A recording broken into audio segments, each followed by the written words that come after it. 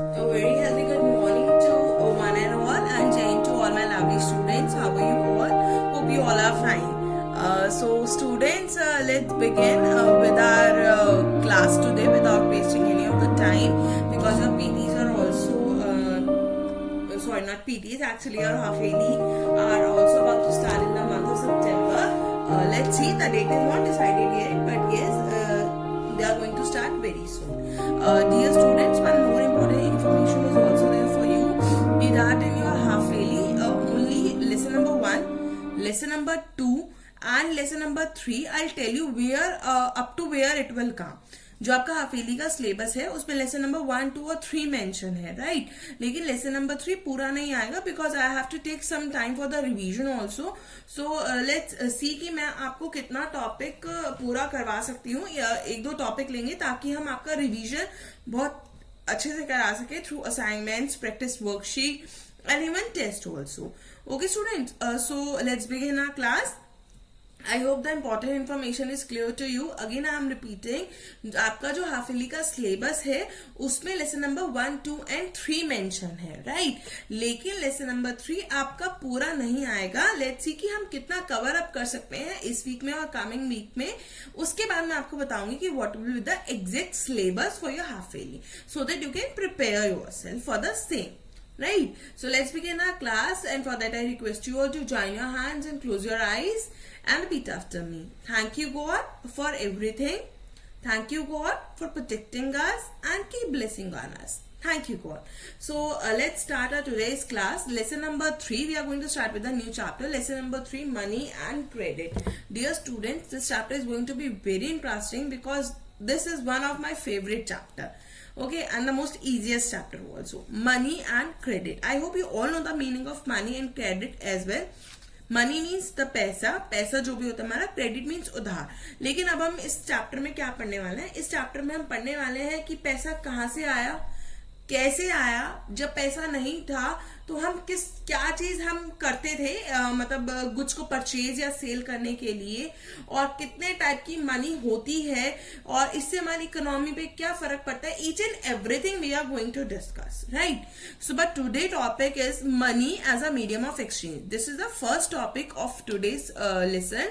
Lesson number 3, money and credit, and our first topic is money as a medium of exchange. I hope आपको नाम से थोड़ा बहुत topic clear हो रहा हो कि मनी जो है वो एक मीडियम है, वो एक साधन है एक्सचेंज करने का, ठीक है. Importance of money in everyday life. अब importance of money in everyday life, let me tell you, या let me ask one thing from you all. कि suppose करो कि you want to buy a pen, ठीक है. आपको एक pen खरीदना है, मुझसे मतलब शॉपकीपर से खरीदना है. तो आप शॉपकीपर को जाके ये तो नहीं कहोगे ना कि भैया मेरे पास ना 10-10 रुपए वाली 2 पेंसिल रखी है, तो आप वो 2 पेंसिल ले लो और मुझे पेन दे दो. नहीं कहोगे ना. मतलब you will go give him 20 or 10 rupees what is the amount of the pen, and you purchase your pen and come back to your home. That's it. Clear, right? So importance of money in everyday life. We need money for each and everything, because कहते हैं ना कि आजकल बेटा पैसों के बिना कुछ भी नहीं मिलता. तो yes, exactly. मनी की बहुत सारी इंपॉर्टेंस है, because we do not get anything if we do not have money. ठीक है. जैसे आपको यहाँ देखो रहेगा, why only money? मनी ही क्यों, या what was the situation before the invention of money?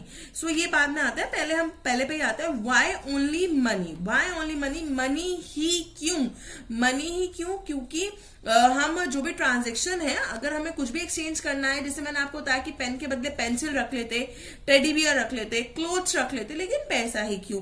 The answer is money ही क्यों रखा है? Because money act as a medium of exchange, या आप ये कह सकते हो एक ट्रांजेक्शन वैल्यू है जो गवर्नमेंट ने सेट करी है, ठीक है. ये हमारी गवर्नमेंट ने सेट कर रखी है. जैसे आपके 5 रुपीज हो गए, या आपके 10 रुपीज हो गए, या इवन जो आपके 2000 रुपीज हो गए, ये सारे ये गवर्नमेंट ने डिसाइड करा है कि जो भी हमारी ट्रांजेक्शन होगी वो हमारी मनी में होगी. ठीक है. होता है ना, यहाँ पे गांधी जी मैंने होता है 2000 पे लिखा होता है, चूरन की पत्ती बोलते हैं, पिंक वाली. सो मतलब गवर्नमेंट ने डिसाइड कर रखी है. That's why only money. अगर कल को गवर्नमेंट ये कह देगी कि आपने जो भी परचेज या सेल करना है उसके बदले में आपको एक मार्कर मिलेगा या आपको एक पेन मिलेगा, तो आप मतलब that pen, this pen is act as a medium of exchange because government ने बोला है, right. So why only money. अब हमको इसको एक क्वेश्चन मतलब क्वेश्चन कह रहे सॉरी एक एग्जाम्पल से भी हम इसे कवर अप करते हैं कि सिर्फ मनी ही क्यों या कैसे money. See I am taking it an example only. Okay, ये मेरे पास दो शूज हैं, ठीक है, और वीट है और पॉट्स है, ठीक है. Wheats and pots are very much clear to you, clear ये भी है, ठीक है. सो क्या हुआ कि suppose these are the three producer, ठीक है. प्रोड्यूसर वन जो है, producer one is the manufacture of shoes, ठीक है. Producer two manufacture of wheat and producer three is the manufacture of pots, ठीक है. आपको पता चल गए. तो सपोज प्रोड्यूसर टू जो है वो उसे शूज परचेज करने हैं, वो जाएगा इसके पास कि मुझे शूज दे दो. वो कहेगा ठीक है आप ये शूज ले लो और इन रिटर्न उसे मनी दे दो. पैसे दे दिए हमने उसे, रुपीज हमने 100 रुपए दिए और क्लियर, खत्म. क्लियर हो गया. अब मैं आपको वाई ओनली मनी ही के बाद ये समझ में आ गया, इतना समझ में आया कि बिकॉज मनी गवर्नमेंट ने डिक्लेयर कर रखी है as our transaction value. It is clear to you, fine. या पॉट्स मैन्युफैक्चर जो है वो वीट वाले के पास गया कि जी प्लीज आप मुझे ये अपने वीट्स दे दीजिए, ठीक है. तो वीट वाला क्या कहेगा, ठीक है आप ले जाओ भाई, you also give me money. उसने 50 रुपए दिए उसे और वो वीट लेके आ गया. तो पॉट्स का भी क्लियर हो गया भाई. It is very much clear कि आपको जो चाहिए आप जाओ, पैसे लो और आ जाओ, बात खत्म, ठीक है. अब हमने ऊपर आ जाता है, वापस ऊपर आता है. हमने यहाँ पे पढ़ा इंपॉर्टेंस ऑफ मनी में सेकंड क्या था, What was the situation before the invention of money? अब before the invention of money कहोगे कि राजा महाराजा, नहीं, राजा महाराजा जो करते थे they do the transaction in terms of money, वो भी पैसों में ही करते थे. But the difference is they usually do in the coins. उनके यहाँ गोल्ड कॉइन्स, ज्वेलरी, जो बोलते ना अशरफियां होती थी, खजाने होते थे, तो उनके गोल्ड कॉइन्स हो गए, सिल्वर कॉइन्स हो गए, they have the metallic coins, और मतलब they are having that kind of thing. अशरफिया जिसे मैं बोल रही हूँ, स्वॉर्ड्स हो गई, वो तलवार और ये सब चीजें, मतलब वो इन सब चीजों से एक्सचेंज करते थे, ठीक है.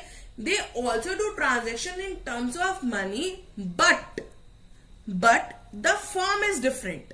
What was the form? They used to do the transaction in gold coins, silver coins, metallic coins. Right now, we are doing in the paper form, right? Earlier, they were doing in the coins form. इतना clear हुआ. लेकिन उससे भी पहले क्या होता था भाई, पहले राजा महाराजा से पहले भी तो लोग करते होंगे ना, तो वो कैसे करते होंगे, तो वो कैसे करते थे, उससे भी पहले क्या, कैसे हम मतलब ट्रांजेक्शंस करते थे या कैसे हम अपने गुड्स को एक्सचेंज किया करते थे, जो भी हम करते थे, that is known as the barter system. क्या सिस्टम था वो हमारा, बार्टर सिस्टम. अब बार्टर सिस्टम क्या आप कहोगे कि मैम अभी बार्टर सिस्टम क्या आ गया. अगर आपको याद हो तो मैंने बिल्कुल अभी आपको एक एग्जाम्पल दिया था, पेन के बदले पेंसिल्स का. बार्टर एक्सचेंज या बार्टर सिस्टम, बार्टर एक्सचेंज और बार्टर सिस्टम. अब ये क्या चीज है, सी. पहले उससे पहले हम क्या करेंगे, हम पहले बार्टर एक्सचेंज किया, बार्टर सिस्टम की डेफिनेशन को क्लियर आउट करेंगे. A system where goods are directly exchange without the exchange of money. Where goods directly exchange without exchange of money. Goods exchange हो रहे हैं without exchange of money, money के बिना. Shoes, wheat या pen, ठीक है. Are you able to see all the three example.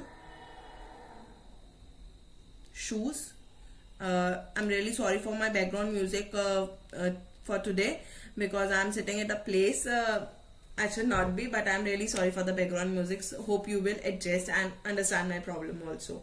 So ठीक है, what are when I'm the three example, shoes, wheat या पेन. वीट भी छोड़ो, आप सेल ही ले लो इसे. शूज हो गए, वीट सेल हो गया और हमारे पास पेन हो गया. सपोज करो मिस्टर ए है जो हमारे प्रोड्यूसर वन है, प्रोड्यूसर या मिस्टर ए हो गया, ये मिस्टर बी हो गया, ये मिस्टर सी हो गया, ठीक है. ए के पास ये है, बी के पास सेल है और सी के पास ये है.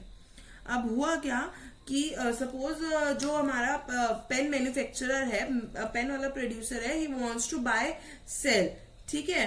तो वो गया, उसने कहा कि ठीक है भाई मेरे पास तो पेन ही है, मेरे पास सेल ही है, एक्सचेंज कर लो। और ऐसी शू को चाहिए था पेन, तो शू वाले ने क्या करा, शू वाला पेन के पास चला गया, पेन ले आया और शूज दे आया। क्लियर हो गया, ये बार्टर एक्सचेंज हो गया हमारा कि हमने गुड्स के बदले में गुड्स को ही एक्सचेंज कर लिया। बट अब आप मुझे एक चीज बताओ, अकॉर्डिंग टू यू जो भी आप शूज परचेज कर रहे हो, are they of the equal value of pen? क्या आपके शूज जितने पैसे के आज के टाइम में आएंगे, क्या पेन भी उतने पैसे के ही आएंगे? No, the answer is no, because shoes आपके, मैं I am taking only example, shoes अगर आपका 100 रुपीज का आया तो पेन तो 100 रुपीज का नहीं आएगा ना, 10, 20, 30, 40 और 100 रुपीज का अगर आप पेन, फिर आप पेन नहीं पेन्स लोगे, ठीक है? शू तो एक ही आएगा, पेन में पेन्स आ जाएंगे, बहुत सारे पेन्स आ जाएंगे। तो ये चीजें क्या होने लगी, this creates the problem of double को इंसिडेंस ऑफ वॉन्ट्स। कौन सी प्रॉब्लम आने लगी, डबल को इंसिडेंस ऑफ वॉन्ट्स। अब डबल को इंसिडेंस ऑफ वॉन्ट्स क्या है? What a person, see here it is, what a person desire to sell is exactly what the other wishes to buy. Double coincidence में क्या हुआ, person जो बेचना चाहता है is not exactly what other wishes to buy. अगर मुझे shoes खरीदने हैं तो जरूरी नहीं है कि, मतलब पेन वाले से जरूरी तो नहीं है कि ना कि मुझे पेन ही चाहिए, हो सकता है मुझे कुछ और चाहिए, हो सकता है मुझे सेल चाहिए, या सेल वाले को अगर पेन चाहिए तो ऐसा तो नहीं है कि वो शूज ले लेगा। मतलब इट क्रिएट द प्रॉब्लम। ये वाली एक बहुत अच्छा सा एग्जांपल देती हूँ, याद रहेगा आपको ये वाला एग्जांपल, एंड डेफिनेटली याद रहेगा। व्हाट हैपन, एक चलो मैं अपना एग्जांपल ले लेती हूँ। मेरे पास ना काऊ है, ठीक है, और आपके पास गोट है। काऊ और गोट हो गई, या फिर हाँ काऊ नहीं, काऊ मेरे पास है और वीट आपके पास है। आपके पास अनाज है, मेरे पास काऊ है। अब मुझे चाहिए वीट, आपको चाहिए काऊ, लेकिन काऊ और वीट, अगर जितना वीट मैं आपसे ले रही हूँ, सपोज 1 किलो या 2 किलो वीट मैं आपसे ले रही हूँ, तो काऊ के अकॉर्डिंग उस काऊ की वैल्यू है हाफ।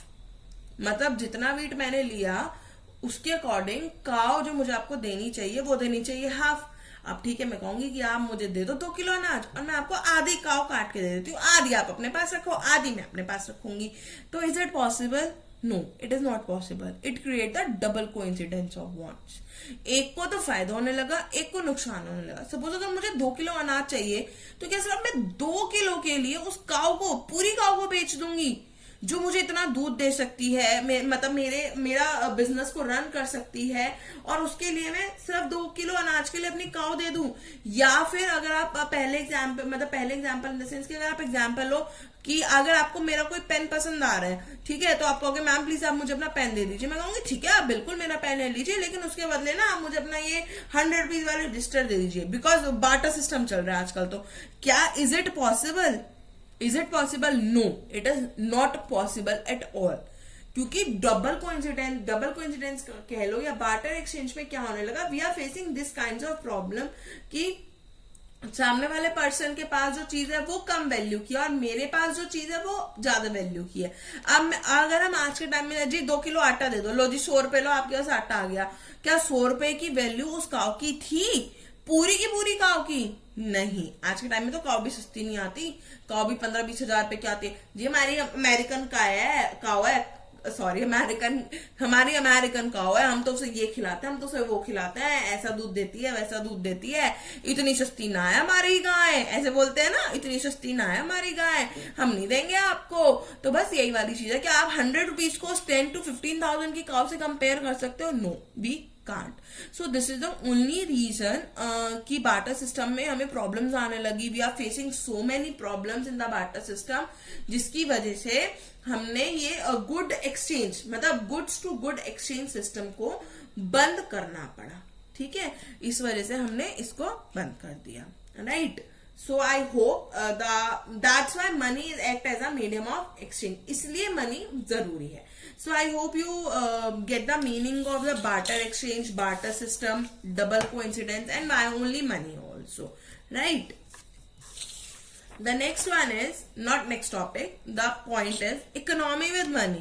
अब अगर मैं इकोनॉमी को कंसिडर ना करूं, ठीक है, अगर गवर्नमेंट आज भी ये कह दे कि सिर्फ आप पेन के बदले पेन ही दोगे या सिर्फ ट्रांजेक्शन में pen act as a medium of exchange, not money, economy with pen, is it possible? क्या आप अपनी इकोनॉमी को किसी गुड के साथ, अगर यहाँ पे मैं कोई गुड लिख दूं तो इज योर इकोनॉमी जो है हमारी वो ग्रो हो जाएगी, ग्रो होगी वो with a product, with a product? No, it is not possible. It is not possible. We need money for that. Hopefully अगर आपको याद हो तो हमने लास्ट में पढ़ा था why dollar is the only per capita income, हर चीज को डॉलर में क्यों कन्वर्ट करते हैं. तो ऐसे तो इंडिया कभी भी डेवलप्ड कंट्री में नहीं आएगा, वो हमेशा, वो तो शायद डेवलपिंग में भी नहीं आएगा, अंडर डेवलप्ड में चला जाएगा, है ना. तो economy with money it eliminates the need of double coincidence. इसकी वजह से जो हमारी जो प्रॉब्लम आई थी डबल कोइंसिडेंस की, the problem which we are facing here, वो हमारी खत्म हो गई, ठीक है, बिकॉज ऑफ मनी. और it money acts as a medium of exchange.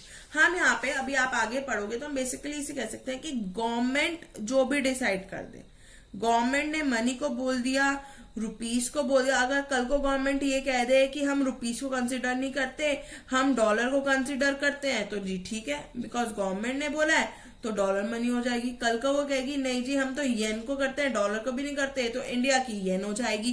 फिर वो कहेगा कल को हमको येन भी नहीं करते, हम तो फिर से रुपीस करते हैं, जी ठीक है, रुपीस हो जाएगी. तो it depends totally depends upon the government कि वो जो भी मीडियम ऑफ एक्सचेंज बता देगी. मीडियम ऑफ एक्सचेंज का मतलब हमारा ये हो गया कि जो भी वो ट्रांजेक्शन बता देगी यूज करने के लिए, the transaction which government tells, हम उसी को कंसिडर कर लेते हैं एज अ मनी, ठीक है, as a money. Medium of exchange transaction जो भी गवर्नमेंट बताएगी that will be considered as a medium of exchange. लेकिन कौन? गवर्नमेंट, हमारी गवर्नमेंट जो भी बताएगी, right. So I hope your this topic is clear to you all. सबको ये टॉपिक क्लियर हो गया एंड बहुत इजी टॉपिक है. नेक्स्ट टॉपिक जो हम स्टार्ट करेंगे वो हम कल करेंगे with the next video. In the Zoom class we are going to revise only the previous work. I'm not going to start any of the new topic. So watch your videos, revise your, और please मैं आपको बार बार कह रही हूँ, again and again I am saying only lesson number 1, lesson number 2 and lesson number 3. let me see कि मैं आपको किस टॉपिक तक दे सकती हूँ, वो मैं आपको बाय टुमारो ट्यूसडे तक मैं आपको कंफर्म करके बता दूंगी कि आपका कितना आने वाला है syllabus. So prepare yourself for your half yearly exams. मैं नहीं चाहती कि आपके इकोनॉमिक्स में कहीं भी मार्क्स कट हो SST में, right, because economics is the most scoring subject. And if you have any doubt, any problem in any of the topic, you can contact me, you know that I'll reply you. We are not me, if you are having problem in any of the subject, you can contact to your teacher, they are always ready to help you, right. We all are giving you the virtual classes. Yes, we cannot reply you instantly, but for sure we are going to reply you. Okay, so students, stay home, stay safe, stay connected, stay blessed, and still if you have any problem, do contact. Okay. Thank you and take care, students. Bye bye.